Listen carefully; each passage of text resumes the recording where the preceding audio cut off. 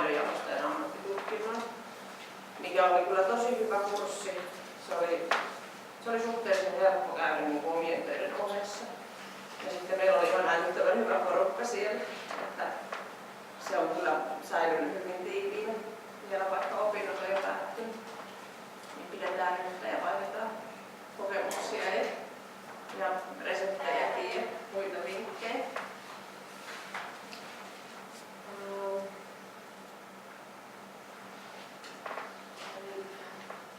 Tila on tosiaan mun kotitila.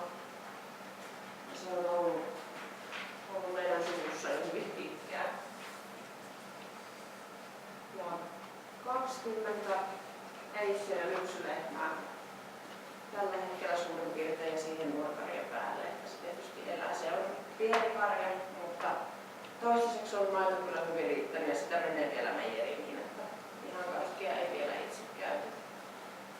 Siellä mun mieheni Pekka Moisio, joka piti myös olla täällä tänään, niin tietysti siellä Juustolassa semmoinen pumppu hajosi.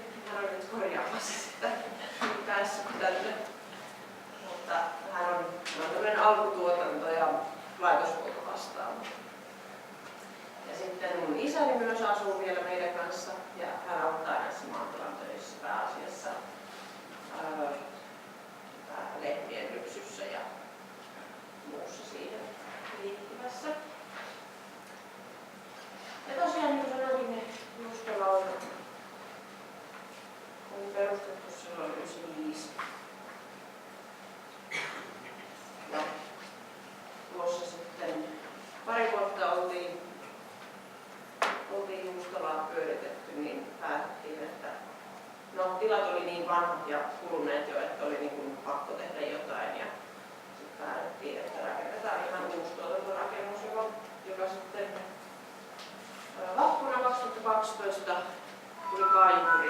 Ja sitten se oli kyllä, rakennus oli valmis jo syksyllä, mutta sitten tämä laitteiden ylösajo käyttöönotto, niin siinä meni se puoli vuotta oikeastaan. Että varsinaisesti hommat pääsin siellä aloittaa vasta sitten 2013 kevättalvesta.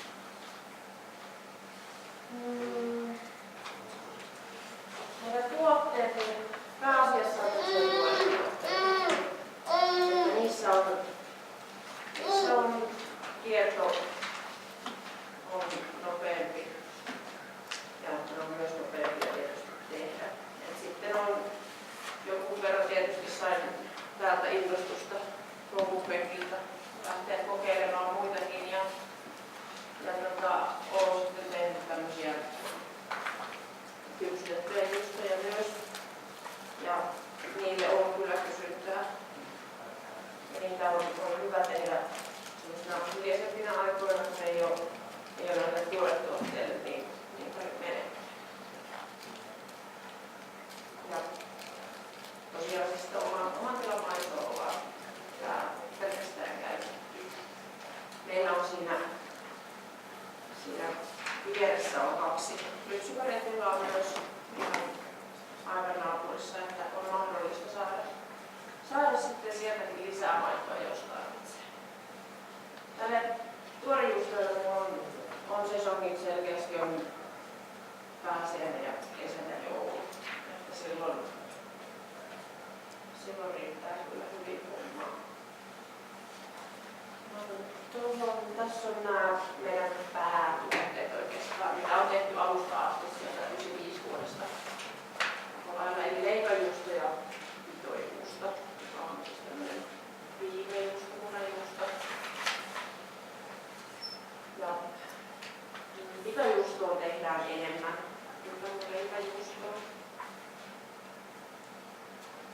Sanoisin,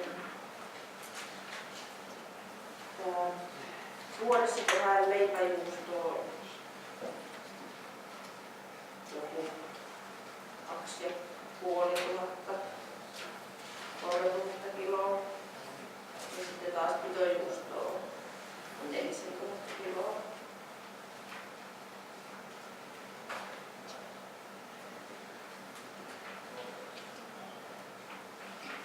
Aivan vähän muutin tätä vielä tätä mun esitystä, niin sen takia mä nyt hämmennyin, koska se ei ole tietysti nyt tää sama, mutta joo.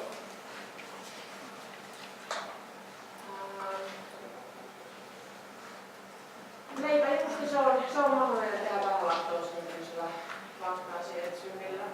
Pitojuustossa se ei onnistu, koska sillä on niin korkeassa lämpötilassa se lämmitetään, mutta se on mulle tulee tuosta Karolasta, joka on tässä siis ihan vieressä. Ja piimän teen niin itse. Ja sitten se on nimenomaan tää pääsiäinen joulu, mikä on tää pitojuusto. Ja sitten on tehnyt eri kokoisia ja mallisia paloja siitä. Sitten palvelen vähän vähittäiskauppaa tai pitopalvelua tai muuta. Riippuen käyttötarkoituksesta. Sitten oli muita tuotteita. Tässä on aika usein tuntuu, että ne tuotteet jotenkin profiloituu kesään. Että tietysti villijuusto, se on helppo myös pannulla, mutta sen kyllä huomaa, että kun syksy tulee, niin se tyrehtyy se myynti kyllä siihen. Ja sitten nämä Ruurot ja Norherraut on näitä mun ystuttuja juustoja. Pienemmissä määrin. Sitten tänä kesänä kokeilin tuollaista hapapainotuotetta, valkoisuuden levitettä, joka on tämmöinen, mitä voi leivän päälle laittaa tai lipata ja ruoanlaitossakin pystyy käyttämään. Ja samoin tää yrttimellä on tämmöinen perinteinen maitojuusto, joka on semmoisessa yrttiöljyssä ja sekin on kanssa tämmöinen kesätuote.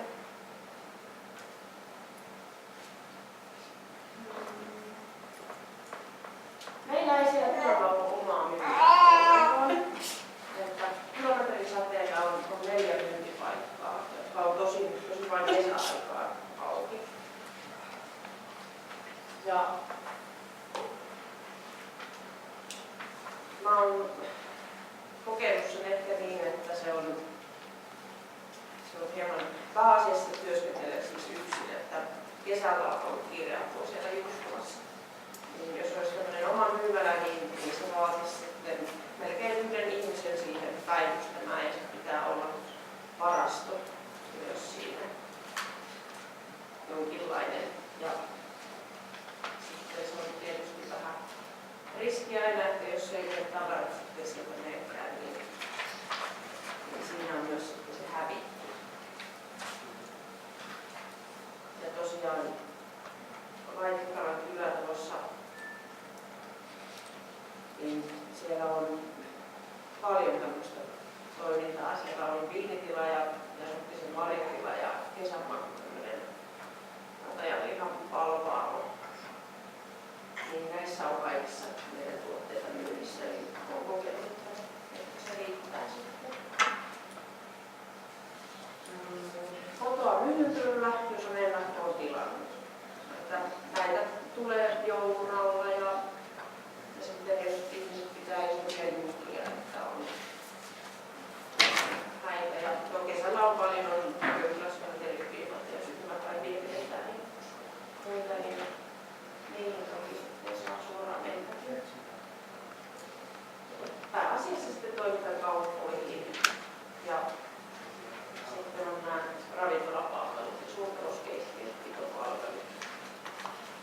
Sanotaan, että Etelä-Suomessa menee Lahteen ja Hämeenlinna, Helsinki, Tampere. Siinä se pyörii sitten Pirkanmaalla, Kangasollakin. Tällä ei kauas. On toki vuokrattikin on mennyt, mutta on sellaisia yksittäisiä tapauksia. Tässä on meidän jäsenet ja kaupunkiseudulta keskustelustokman. Sitten on Espoossa Tapiola ja Vantaalla Jumbo. Ja Hakaniemen kauppahallissa ja sitten on näitä ravintoloita, jotka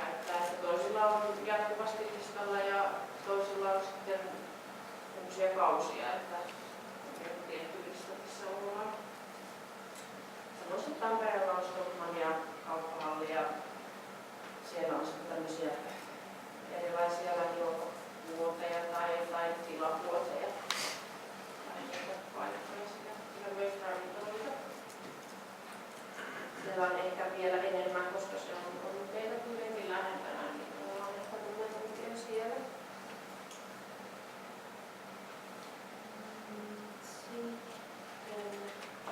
Tässä on vertailu vähän meidän vanhaa ja uutta. Eli se vanha oli tehty autotalli, mikä oli siinä päärakennuksen yhteydessä.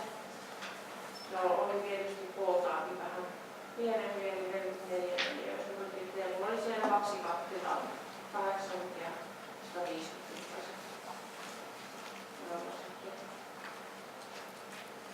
No, niitä sitten tehtiin vaan useampia satseja, jos ei muuten riittänyt.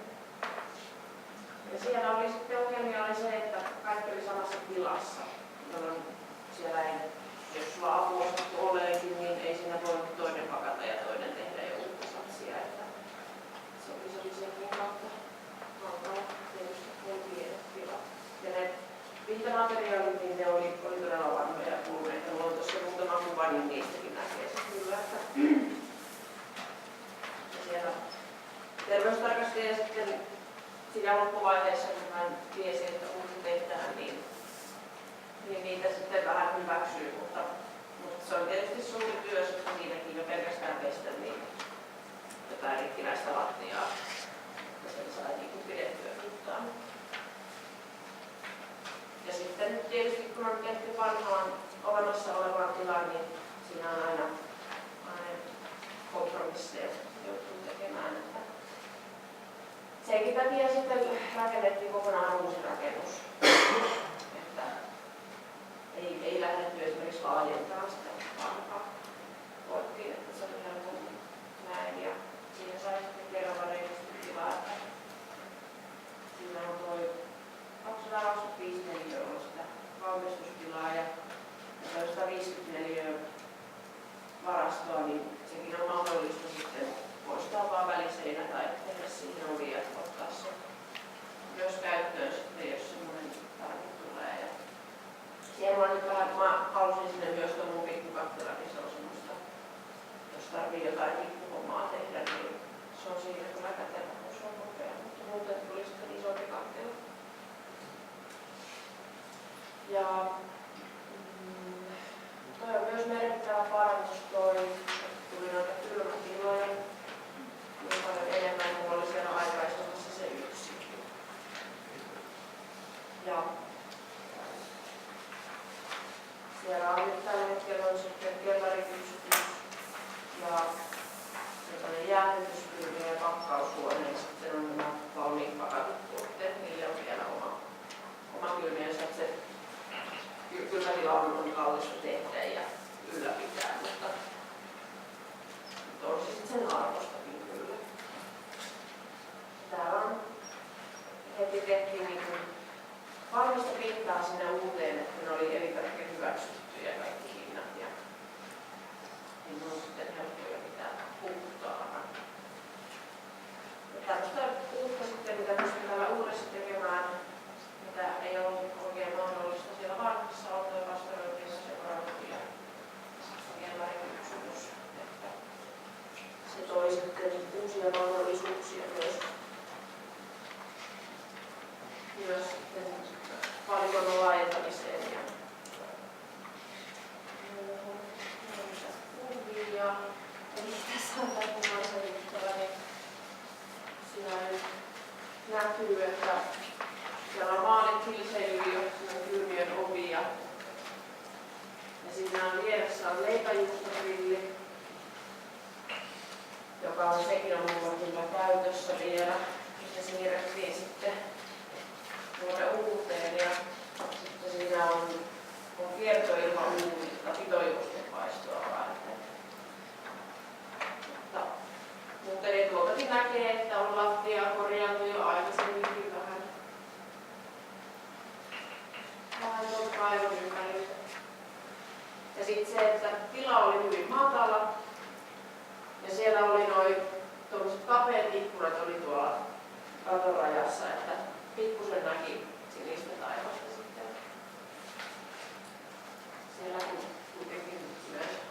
littaa sai olla. Ja sitten toinen kuva on se mun pienempi kattila. Se on tämmöinen tavallinen tiikkikattila, mutta se on kyllä ollut todella tärkeä. Ja tässä on sitten, oli se mun isompi kattila sieltä vanhasta ikustolasta. Siinä kanssa näkyy tuo laastalattia, niin se ei ehkä Juustolassa ole kovin hyvä, kun saumoihin kuitenkin menee likaa ja sitten kuuma herä ja maito, niin ne käy sitten niin, että ne laatat lopulta sitten rupeaa irtoilemaan. Ei sille vaan sitten voi mitään. Ja tässä on tosiaan sitä titoliusta.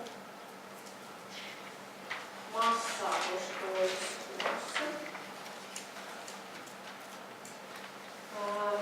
Tässä on sitten nyt tätä päivää niin sanotusti.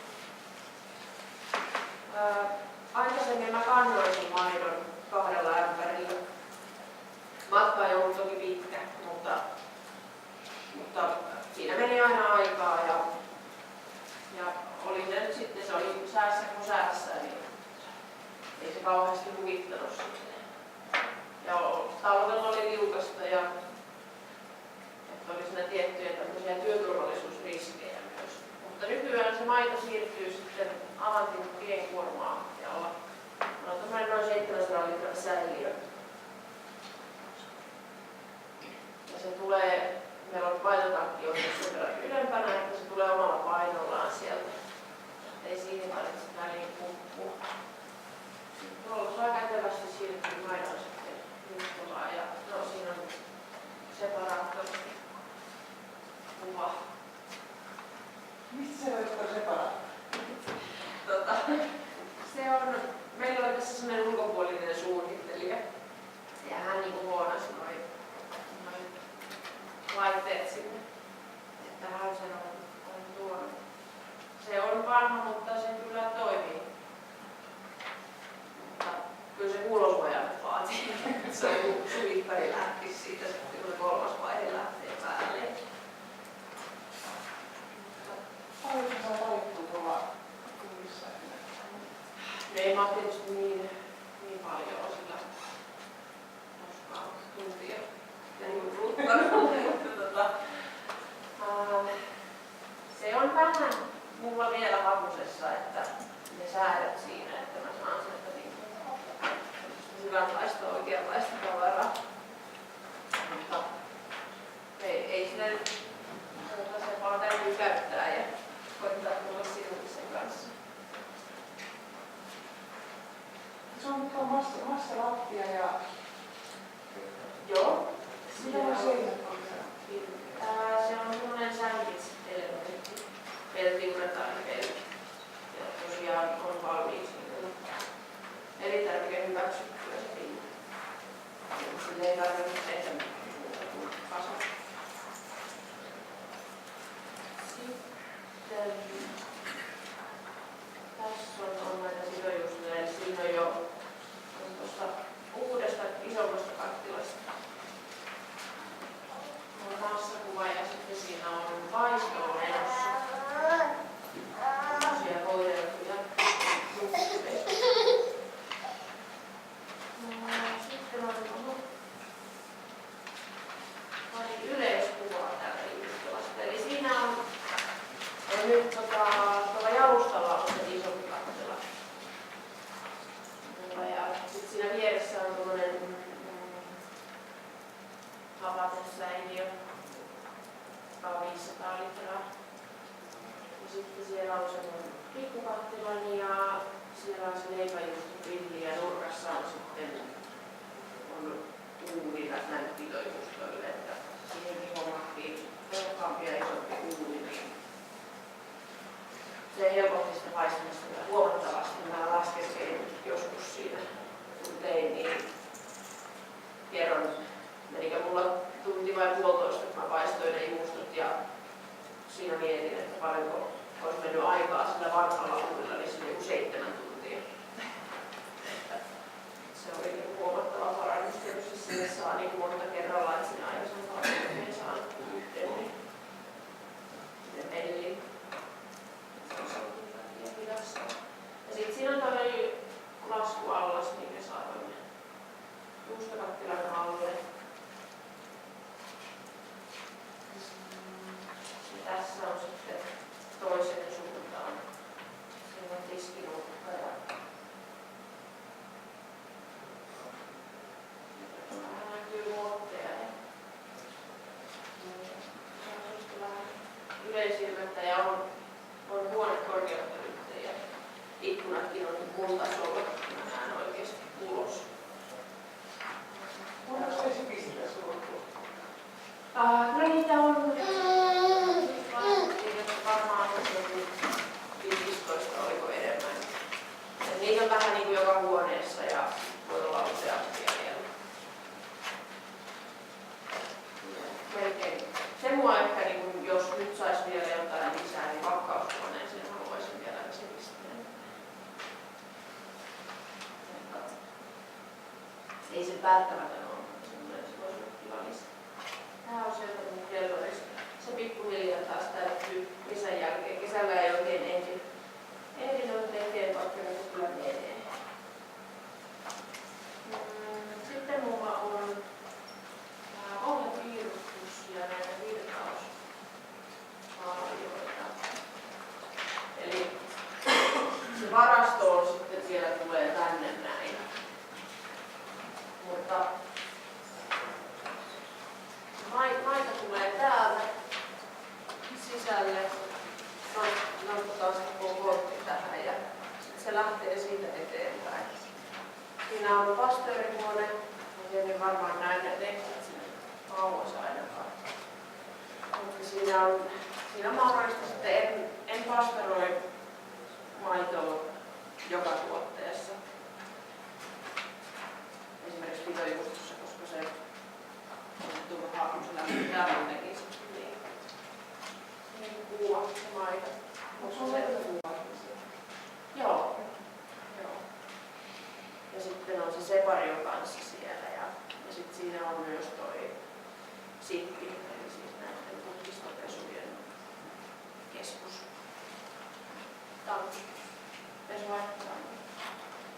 Sitten tässä on tää iso tila, on tää valmistustila, josta sitten on virtaukset on jäähdytyksiin tai kellareihin ja taas pakkaukseen. Ja vihreä viiva tuolla sitten, kun ne lähtee ulos. Tässä keskellä on vähän näitä sosiaalitilat ja vessa ja suihkuja. Sitten on myös tuolla keskellä on varasto, mistä on ovet kukaan suuntaan, että se on kuitenkin tämmöistä puhdastilaa jo, niin pystyy tuomaan tavaraa sinne vaihtaa ovesta sisään. Tarvitsisi siinä vaihtaa vaatteita.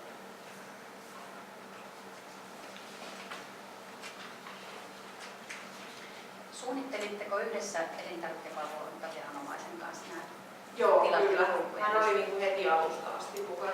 Että katsottiin, että tulee näitä viemäreitä ja vesipisteitä ja oikeat määrät ja oikeisiin paikkoihin. Ja se oli tärkeää. Hän oli niin kuin mukana jo silloin, kun vasta pyöriteltiin papereita. Ja en mä muista, oliko edes, no saattoi joku piirustus olla, joku avustava jo. Mutta ajateltiin, että se on pätevämpää niin kuin sitten tehdä valmiissa olevaa muutoksia.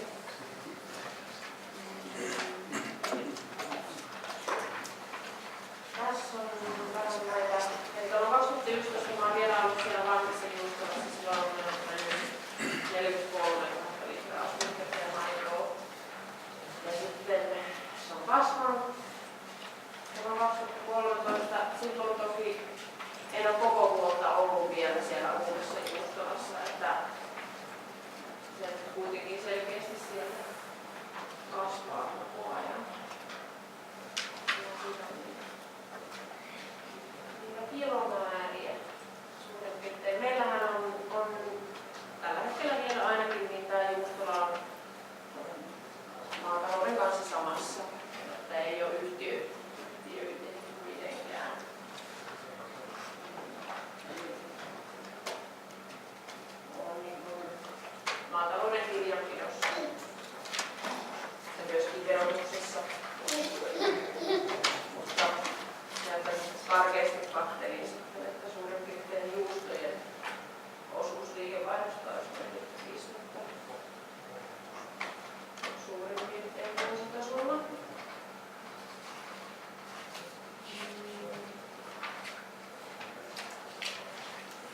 Sitä rakentamisesta. Tää olisi ollut sitä Pekan osa-aluetta. Se olisi ollut kertoa tästä tosi paljon paremmin kuin minä, mutta se lähti tarpeesta. Ja tässä olisi semmoisia ehkä huomioittavia seikkoja. Niin on ensinnäkin investoinnin hinta, että se hyvin äkkiä se poksahtaa sitten. Me tehtiin sillä lailla, että ei ollut tavallaan mitään valmista pakettia, vaan Pekka se mun mies, niin se melkein kaikki osat vaali tarjousten perusteella, että mistä saa edullisemmin. Ja sitten myös itse sen valvo, että ne kaikki toimii, vaikka siinä oli toki siis erikseen vielä olla mestari, mutta hyvin paljon niin itse teki siinä, että tuli kattoelementit tuli eri paikasta ja seinät toisesta ja hankki lattiat, paulut ja myös siihen toisesta paikasta taas pinnoituksen ja ikkunat ja ovet tuli sitten myös, että olisi päässyt sinänsä helpommalla, että kaikki olisi tullut samasta ja ei olisi ollut vähemmän siinä tietysti huolta sitten. Mutta itse rakennus oli aika sinänsä edullinen, ne ulkokuoret, että nämä on sitten ne sisäkuoret, mitkä siellä sitten nostaa sitten sitä hintaa. Eli rosteri maksaa ja sitten on niin paljon kaikkea tutkimustyötä siellä. Myös on arvokasta. Ja näistä sivuviitoista Hera menee meillä tällä hetkellä, meillä on naapurissa sitten. Niin se menee sinne. Ja on kyllä, oliko ensi vai viimeistään sitä se seuraavan vuoden aikana lopettamassa. Et sitten mä en tiedä. Siellä on kyllä vielä yksi sikapaikka naapurikylässä, mutta se olisi kuitenkin vähän kauempana. Siinä on myös mahdollisuus. Muuten meillä on kyllä myös lupa kerran laittaa sitten, se menee tuonne Viimäriin kautta, se menee Uutiväiliöön ja sitten sieltä se pumpataan navettaan, jolla huudellaan lietekylluja ja sitä kautta se menee sitten lopulta lietealtaaseen, josta se menisi sitten takaisin kelta. Siihenkin on lupa tehdä se niin, mutta ainakin toistaiseksi se nyt on ollut mukavampi niille possuille syöttää ja se lieteallas kyllä täyttyy ilman sitä heraakin. Ei sitä välttämättä sinne tarvitse. Noin pesuvedet menee myös sinne. Että ehkä se on vähän yllättänyt, että kuinka paljon lopulta sitä pesuvettä tulee. Että tietysti kun on paljon pinta-alaa, niin on paljon pestävääkin. Mutta sitä tulee ihan hyvin. Meillä vaihdettiin tässä rakennusvaiheessa niin kuivalannasta lietelantaa juuri sen takia, että me saadaan tavallaan nää hukattua myös sinne pesuven kautta eteenpäin. Pystyittekö hyödyntämään niitä investointitukia silloin rakennusvaiheessa? Meillä oli toi, vaikka puhutaan niin maatalouteen, mutta yrityspuolen tuki oli sitten, että se on se 20 pinnaa, mitä sieltä sitten saa. Sitten toi sähkön tarve ja kulutus on kanssa, että Suolakin koululla me vaihdettiin, se oli 350, niin nyt on 300. Että ne vie sitten lopulta niin paljon sähköä ne vaihteet. Ja sitten oli vähän epäselvyyksiä esimerkiksi kastöön, kuinka paljon se tarvitsee lämmitystä ja kuinka nopeasti, että me jouduttiin pelaamaan vähän tämmöisten lisävaraajien kanssa. Se oli sähkövaraajia ja tarvitsi sen takia korkeata sulanetta.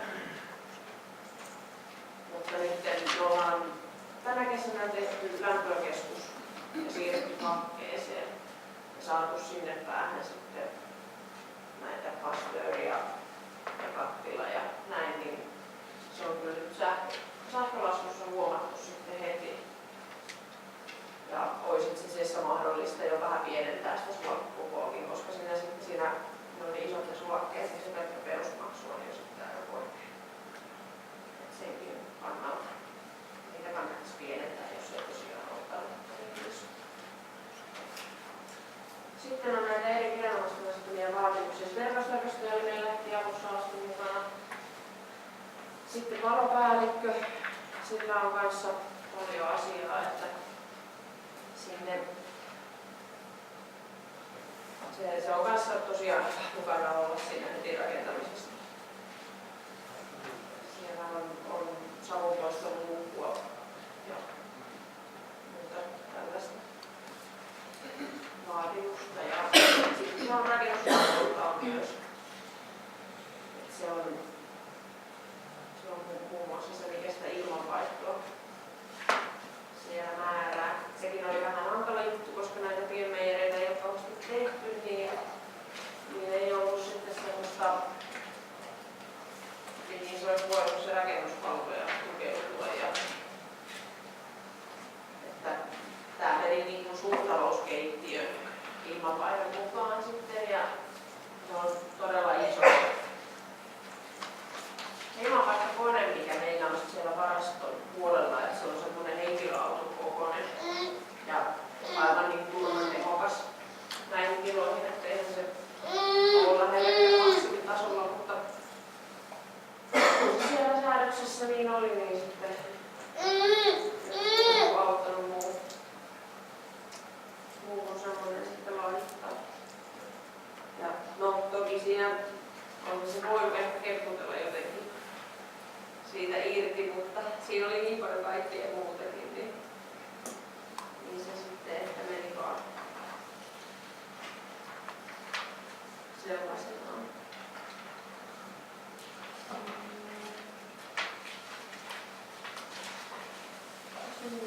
Listannut muutamia omakohtaisia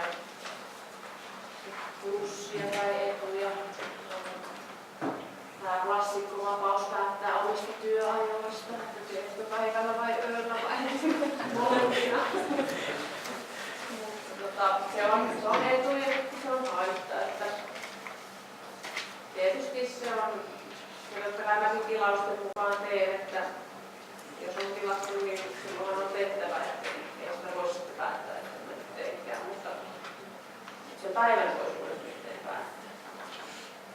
Kellonain. Sitten sijaintina meillä on aika hyvä sijainti, koska on suhteellisen lyhyt matkakuntiin Helsinkiinkin ja Tampereelle ja me ollaan 5-7 tien varressa.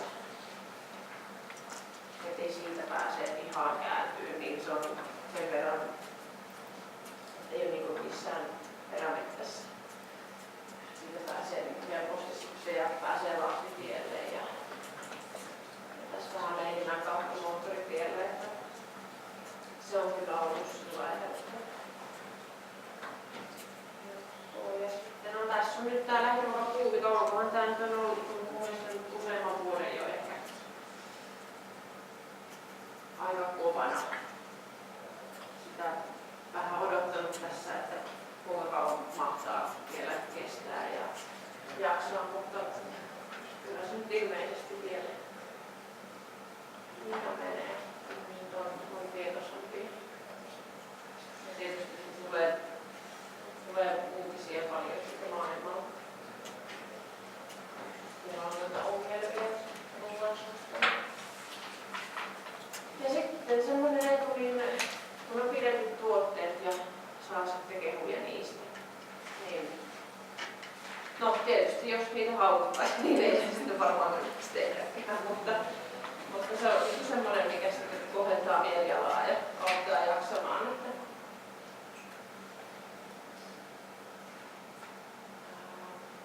no heikkoudet on se, että tietysti kun on paljon töitä ja vähän palkkaa ja mäkin pääasiassa se on yhden naisen pyrkkipaja siellä, niin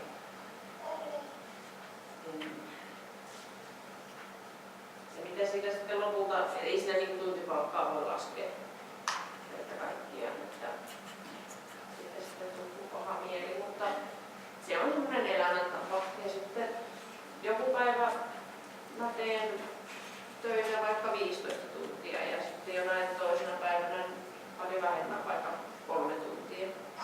Siellä Juustolassa toki on sitten ei ne työt tekemällä lopu, mutta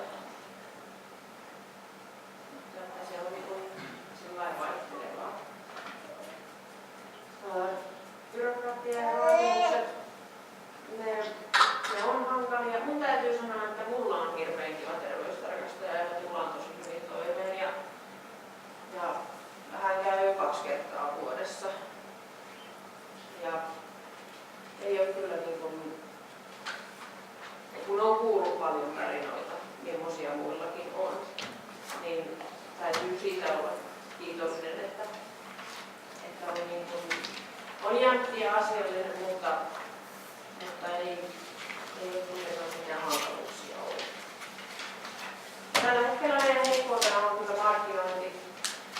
Aikaisemmin kun oltiin tässä vanhoissa tiloissa, niin silloin teki maksimit lähes koko ajan. Ja vähän niin kuin pelkäskin sitä puhelimen soimista, että ei kai sieltä nyt tilaa jotain, että hän tekee. Ja nyt sitten on siirrytty näihin uusiin tiloihin. Olisi kapasiteettia tehdä paljon enemmän. Paljon sitä olisi? No, miten siinä on aina sanoisi? Tupla.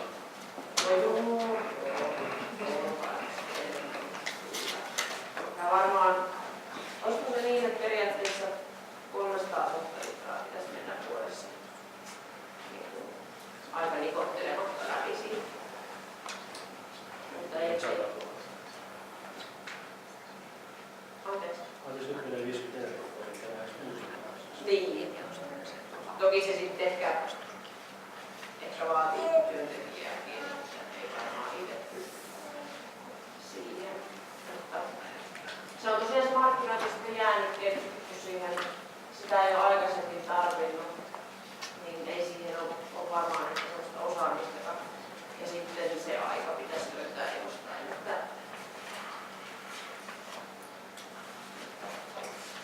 Siinä on Aitikalla maku kyllä ideaalinen, koska sitä jalostaa ja yhteistyötä pidemmän myös markkinoinnissa.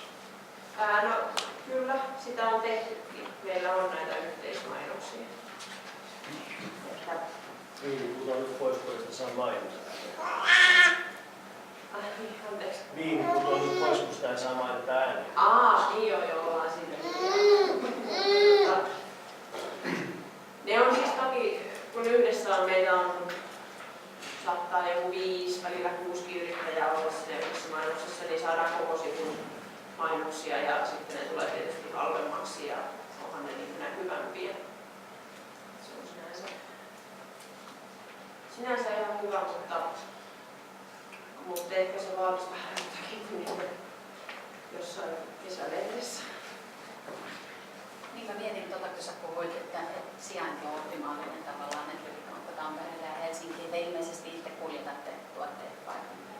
Tampereelle viedään niitä, Joo. Ja mä mietin, että jos on tämmöisiä esimerkiksi yksittäisiä tilauksia, mistä sä puhuit, niin tuleeko ne aina itse hakemaan vai miten se logistiikka on? Kyllä se pääasiassa ne kyllä tulee itse hakemaan.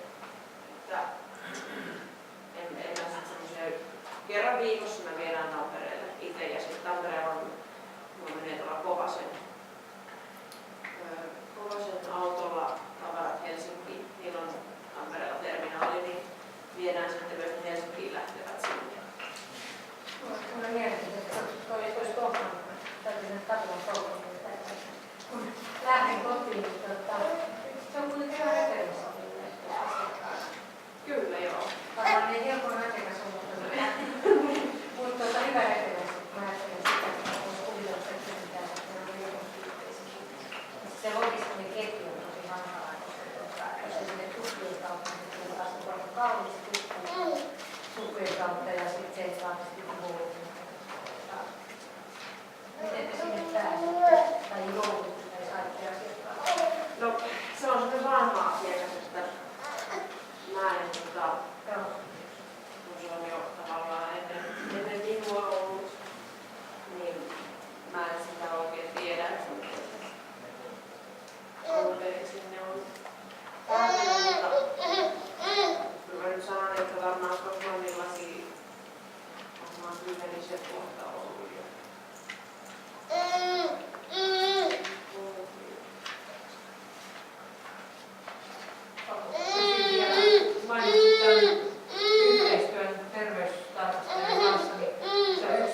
niin miten sä oot kokenut tämän omavalvonnan pystyttämisen eri tuotteille ja sen ylläpitämisen, että onko se työlästä?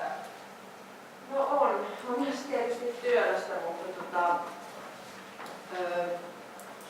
meillä on sitten antanut terveystarkastajia tämmöisiä helpotuksia tai tämmöisiä, että kun mä nyt pääasiassa olen yksin, niin mun ei tarvitse esimerkiksi kirjauksia tehdä niin paljon, koska mä käyn siellä oikeastaan joka päivä.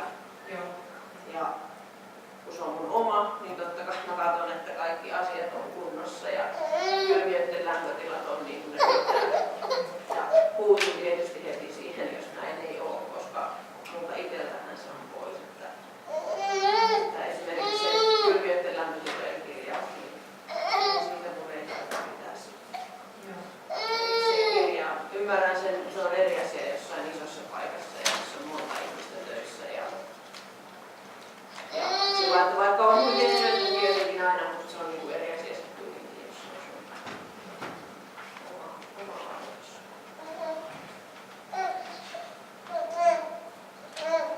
Kuva vielä. Eli se on tuolla tavaranakin tuo punainen rakennus. On se uusi. Tässä on tää meidän päärakennus, missä on tuolla päädyssä se vanha juustava ja navetta on siinä keskellä. Eli työmatka vähän piteni, mutta ehkä mä nyt kestän sen. Sitten mä kyllä kuljen sitä polkupyörällä ja talvella polkujalkalla. Tää on siinä tuolla merkityksellä. Olisiko vielä jotain kysyttävää? Jos katson nopeasti teidän sivuja tietenkin, että on enemmän tuotekuvia siellä, onko siellä tuotteita? Kyllä siellä jotain on. Joo, mä täytyisi katsoa tarkemmin. Se on aina hyvä, koska varmaan aika monet katsovat netistä. Aivan. Joo, ja sitten siinä on ne vaihtuvat kuvat on siinä etusivulla, että siinäkin kyllä vilahtaa.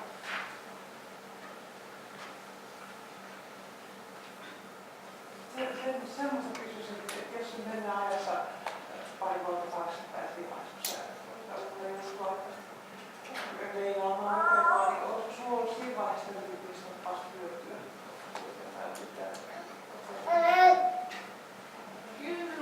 Kyllä varmasti olisi ollut. Että nyt me tietysti tukeuduttiin aika paljon, meillä oli se ulkopuolinen suunnittelija, joka tosiaan se suunnitteli oikeastaan niin kuin ne väliseinät ja kaikki ne virtaukset ja kulut siellä, että kuka menee minnekin suuntaan. Ja myös vähän näitä laitteiden paikkoja ja tämmöisiä. Että ehkä sen olisi, no, tai ainakin siinä olisi pystynyt osallistumaan niitä. En mä sano, että ne on nyt huonosti siellä, että mä nyt olisi niitä varmasti pakkomietitäkin osannut laittaa. Mutta niin kuin, siitä olisi ehkä ymmärtänyt sitten vähän enemmän. Se oli kuitenkin, kun oli tottunut siihen omaan vanhaan pieneensä, kun sulla oli tässä tiskipöytä ja sitten sulla oli tässä kattila ja ei siellä ei tarvinnut ottaa kuin 2 askelta ja sitten sä olit jo toisessa päässä. Niin, sitten kun oli yhtäkkiä noin paljon enemmän tilaa, niin en mä oikein pysty käsittelemään sitä vieläkään. Olisi sitä varmasti kyllä ollut. Mutta tuosta niin toi tilat ja laitteet osuus tuossa annetaan se hyviä vinkkejä siihen suunnitteluun, että vaikka ei pitäisi suunnittelua lopuksi tehdä, mutta se pystyy osallistumaan siihen keskusteluun. Ihan erilainen. Muistatko, kuka teille hoiti sen suunnittelun? Se oli tämmöinen Innolaktin kaveri, tämmöinen Jussi Teinonen, Savosta, Kuopiosta. Se oli semmoinen siinä oli semmoinen avaimet käteen paketti, että hän hankki ne laitteet ja sitten myös hoiti sen ylösajon, että niin kaikki toimii, sen säädöt ja muut.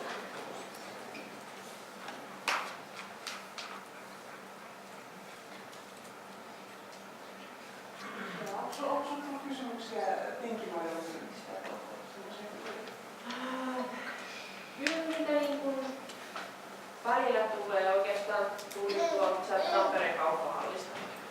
Että myös sinne ottaa niin pakattua raakamaitoa. Mutta en mä sitten sitä varten tietenkään mitään pakkauskonetta olisi hankkinut, että se olisi ollut käsitteli pakattavissa, niin se olisi ollut taas yksi semmoinen työnäytös siinä, että jätin sen väliin ja sitten itse asiassa, koska se nyt oli, on varmaan vuodessa vai koska oli se iso juttu se, kun oli sairastunut niin ihmisiä siitä, niin mulla just kun se käy keväällä ja syksyllä sen terveystarkastelija, kun se tuli viime keväänä, että onko sä lähtenyt siihen hommaan ollenkaan, niin se oli niin jotenkin semmoinen mörkö siinä.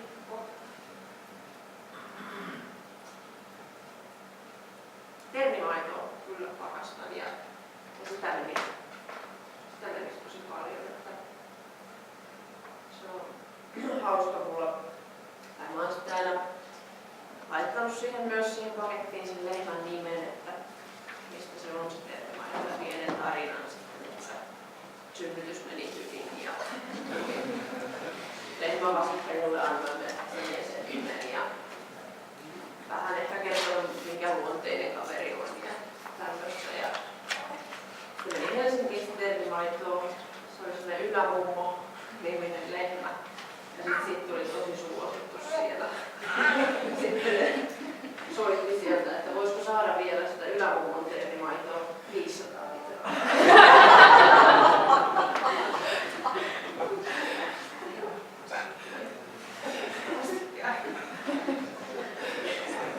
Aina se todellisuuden saju.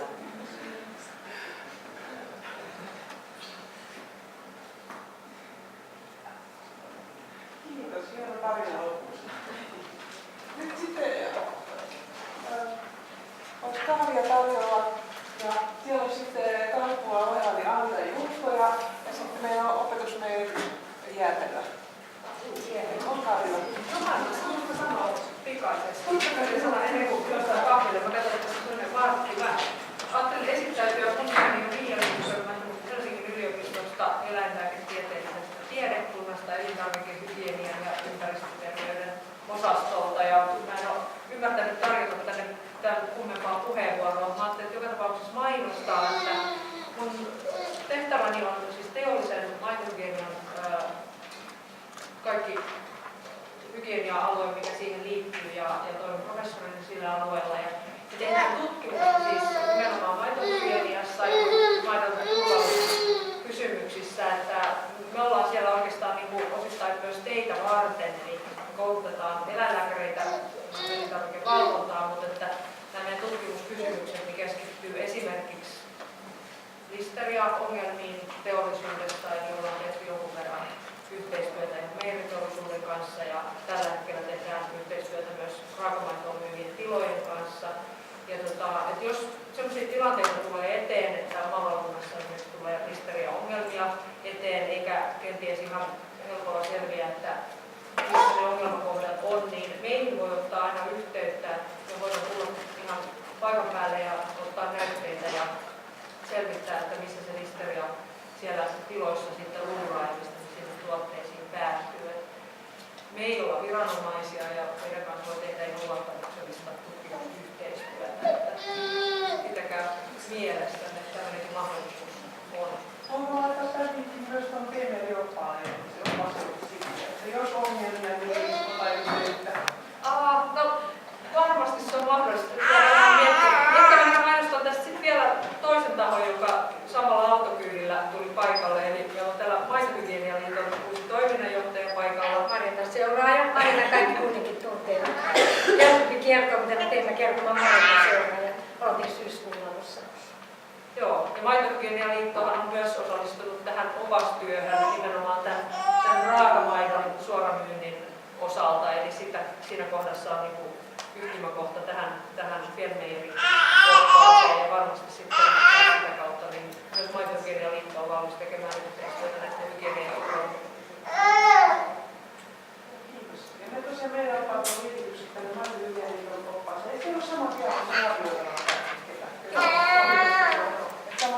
järjestetään tavallaan. Aloitellaan noista sitten tasolta, eli nämä on kyllä valmistaa ja tarjouksia. Sitten on luotelassa heti.